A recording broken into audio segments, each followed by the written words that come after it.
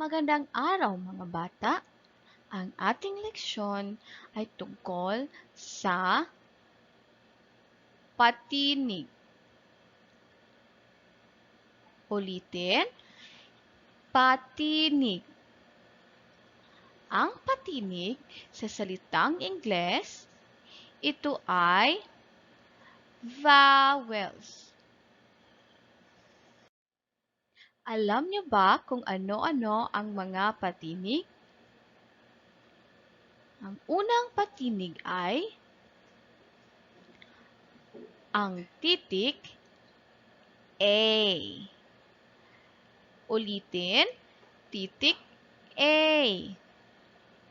Ang titik A ay may tunog na A. A. A. Ulitin, A. A. A. Ito ang mga salitang nagsisimula sa A. Halimbawa, ahas, araw, apoy, aklat. Ito ang mga halimbawa ng mga salitang nagsisimula sa titik A na may tunog A, A, A. Ang susunod na patinig ay I. Ito ang titik I na may tunog E. E. E. Ulitin, E. E. E. Ito naman ang mga halimbawa ng mga salitang nagsisimula sa titik I.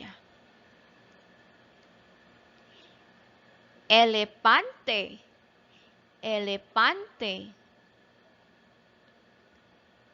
Espada, espada.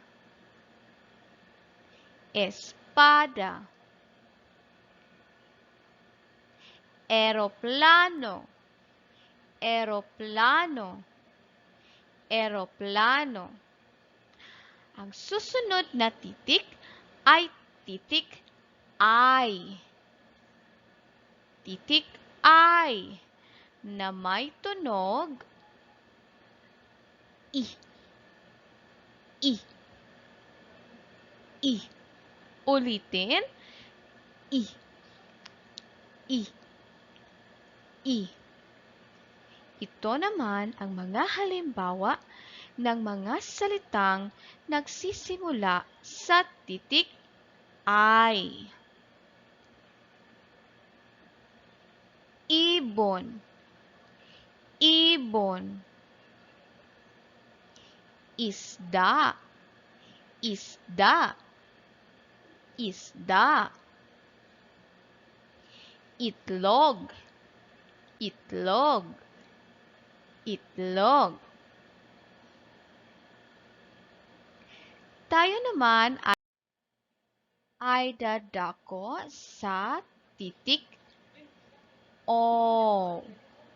Titik O na may tunog O. O. O. Ulitin, O. O. O. Ito ang mga salitang nagsisimula sa titik O. Okra, okra. Okra. Orasan, orasan. Orasan. Oso, Oso. Susunod na titik ay ang titik U. Titik U na may tunog U. U. U. Ulitin. U. U. U. Ito naman ang mga salitang nagsisimula sa titik U. Ubas. Ubas. Ubas. Ulan. Ulan. Ulan. Mga bata, sana kayo ay magsanay sa pagbabasa ng mga salita sa Filipino. Para sa inyong mga gawain, sagutan ang mga pahina 8 at 10 sa iyong mga aklat. Maraming salamat sa pakikinig mga bata.